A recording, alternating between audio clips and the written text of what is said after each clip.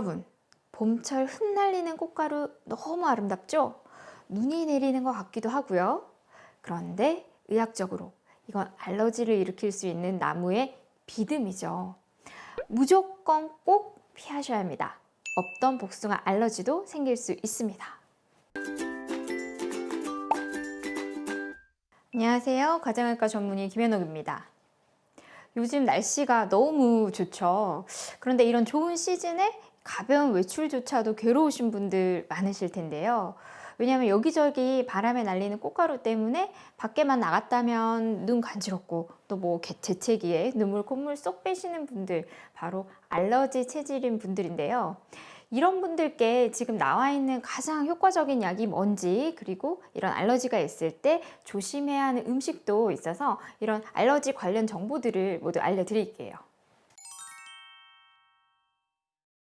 이 꽃가루 알레르기의 주된 원인은 이 누런 먼지처럼 공중에 날아다니는 삼나무, 오리나무, 자작나무와 같은 꽃가루인데요. 이 꽃가루 알레르기는 4에서 5월, 이 봄에 가장 많이 발생하지만 이 여름에는 또 풀이 자라면서 풀 꽃가루가 날려서 발생을 하기도 하고, 또 가을에는 국화과에 속하는 꽃들의 꽃가루가 날리면서 발생을 하기도 한답니다. 그러니까 이 봄뿐만 아니라 여름과 가을에도 주의를 하시는 것이 좋겠죠. 그리고 어떤 분들은 이 봄의 시작 혹은 가을의 시작을 이 훌쩍이는 콧물로 눈치채기도 하죠. 이렇게 알러지가 있는 분들은 특히나 오전 시간대를 조심을 하셔야 되는데요.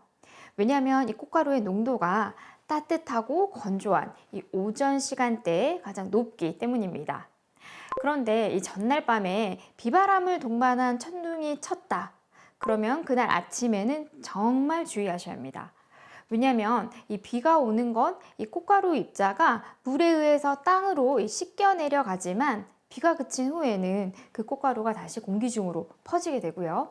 특히나 이 천둥 번개가 쳤다고 하면 이 대기 중에 전기 충격으로 인해서 꽃가루 입자가 더욱더 작은 조각으로 분해가 돼서 더 깊은 이 기관지까지 흡입이 될 수 있기 때문입니다. 그래서 내일 아침에 내가 야외 일정이 있다라고 하면 이 저녁에 먹는 항히스타민제, 이 특히들 약국에서 구매 가능한 세트리진을 많이 드시는데요. 이 약을 전날 밤 자기 전에 먹는 것이 좋습니다. 그래야지 알레르기를 일으키는 세포가 더욱더 안정화되어서 다음날 오전에 증상이 약해지거든요. 그날 아침에 먹으려고 하면 이미 알러지 물질들이 분비가 된 다음이기 때문에 한참 지나서야 이 증상이 가라앉게 될 수가 있습니다. 이 안타깝게도 외국의 연구에 따르면 개화하기 전에 기온이 높고 또 강수량이 많을수록 더 많은 꽃가루가 생산이 되는 것으로 나타났는데요. 이 온난화 현상으로 매년 기온이 상승을 하고 또 대기 오염이 심해지는 요즘에 꽃가루 공격 역시 점점 더 강해지고 있습니다. 이럴 때일수록 이 꽃가루는 효과적으로 피하고 제거하는 생활 루틴이 있어야 되는데요. 이 앞서 말씀드린 대로 일단 오전 5시에서 10시에 많이 날리기 때문에 새벽이나 아침에는 되도록 우리가 바깥 출입을 피하고, 그 다음에 부득이하게 외출을 하셔야 한다 하면 이 마스크를 착용을 하시는 것이 좋습니다.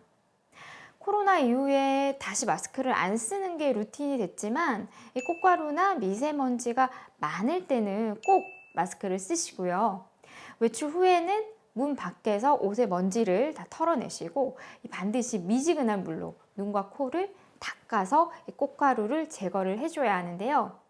특히 이 꽃가루는 창문 틈새를 통해서 이 실내로 들어오는 경우들도 있기 때문에 이때만큼은 좀 창문을 닫아두시는 것이 좋습니다.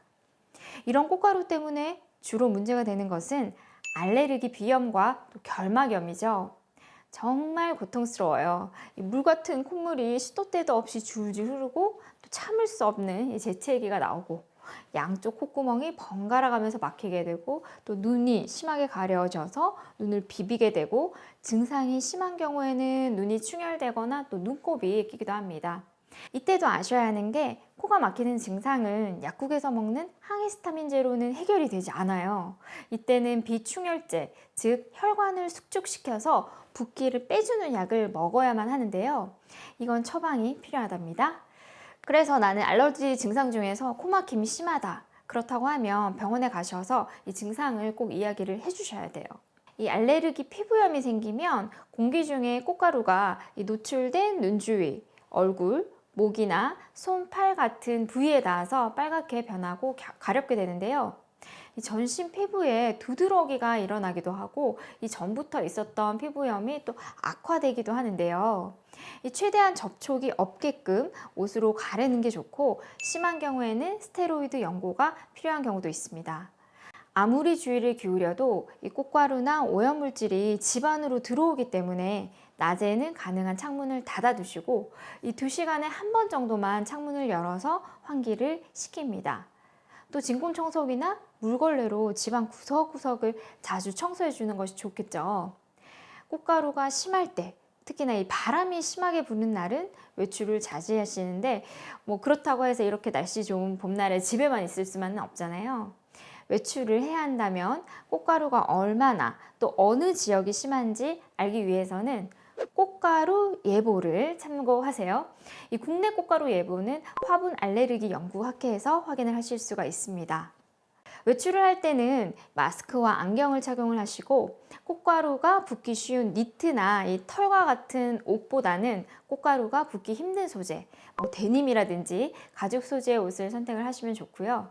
또 집에 돌아왔을 때는 옷을 털고 손을 씻은 후에 이 실내로 들어가시고, 가능하면 곧바로 샤워를 하셔서 이 몸에 붙은 꽃가루를 털어내는 것이 좋습니다. 꽃가루 알레르기 환자는 이 먹는 음식도 주의를 해야 되는데요. 꽃가루와 비슷한 알레르기 성분의 음식을 먹을 때 알레르기 증상을 유발할 수 있기 때문입니다. 알레르기 유발 물질이 이 구강 점막에 닿으면 입 안이 가렵거나 또 붓는 증상이 나타나게 되는데요. 실제 국내 꽃가루 알레르기 환자 중 41.7%는 이 구강 알레르기 증후군을 겪는다는 보고가 있습니다. 예를 들면 자작나무 꽃가루 알레르기가 있는 사람은 사과나 체리, 살구, 복숭아, 그리고 당근 등을 먹을 때 알레르기 증상이 없는지, 그리고 갑자기 얼굴에 두드러기 같은 게 올라오지는 않는지 꼭 확인을 해보셔야 합니다. 반대로 과일 알레르기가 있는 사람들은 봄철 꽃가루를 주의할 필요가 있는데요. 특히나 복숭아 알레르기가 있다면 자작나무 꽃가루를 최대한 피해야 됩니다. 복숭아와 자작나무는 이 항원성이 비슷해서 각각 다른 알레르기와 교차 반응이 나타날 가능성이 크기 때문이죠. 꽃가루 알레르기가 심해지면 없던 복숭아 알레르기가 생기기도 하고, 복숭아 알레르기가 있는데 꽃가루에 자꾸 노출이 되다 보면 없던 알레르기가 생기기도 합니다. 비염의 증세가 심할 때 먹는 항히스타민제를 약국에서 사서 복용하게 되는 경우가 참 많은데요. 이 앞서 말씀드린 대로 알러지 시즌 됐을 때 내가 증상이 심하다면 매일 밤 꾸준히 알러지 시즌 기간 동안 이것을 먹어주시면 제일 좋습니다. 이 알레르기 세포가 알레르기 물질을 내보내기 전에 먹는 것이 효과적이기 때문이고요. 또 병원에 가시면 코에 뿌리는 국소용 스테로이드 등의 약물을 처방을 하기도 하는데, 이건 약물 치료는 알레르기 시즌 일주일 전부터 시작을 해야 되죠. 왜냐하면 바로 증상이 좋아지는 게 아니기 때문입니다. 그런데 이런 효과가 늦게 나오는 불편감 때문에 최근에는 항히스타민제와 스테로이드제와 함께 섞여져 있는 이 코 분사형 약제가 출시가 됐는데요. 기존에 있던 어떤 약제보다 더 빠르게 효과를 보고 또 효과도 강력합니다. 그래서 약을 먹어도 이 코에 콧물이 흐르고 또 코막힘이 있었던 분들은 이 혼합 약제를 병원에 가셔서 꼭 상담을 받아보시기를 추천을 드리겠습니다. 그렇다면 이제 불편감 없이 봄을 즐길 수가 있겠죠. 본인이 갖고 있는 알레르기 질환을 제대로 알고 또 미리미리 예방을 해서 훨씬 더 즐거운 봄을 보내시기를 바라겠습니다. 이 밖에도 궁금하신 점이 있으시다면 댓글로 남겨주세요. 꼼꼼하게 살펴보고 알려드리겠습니다. 그럼 오늘도 건강한 하루 보내시고, 지금까지 김연옥이었습니다. 구독, 좋아요, 알림 설정 부탁드리겠습니다.